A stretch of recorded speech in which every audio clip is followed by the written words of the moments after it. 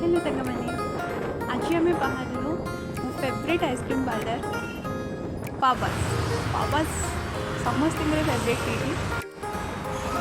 सो यही ice cream parlour रे first token नाक पड़ो देन 15 to 20 मिनट्स 1 आवर पर्यंत भी वेट कर पड़े बिकज बहुत ही क्राउडेड थाए सब बेले भिड़ कौन भी सीट खाली न थाए तो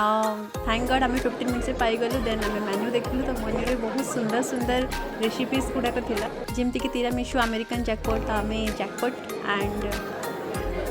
पान भजी आम ऑर्डर कलु तो ट्राए करवा केमती लगुच तो फास्ट बाबा खाइले सी द टेस्ट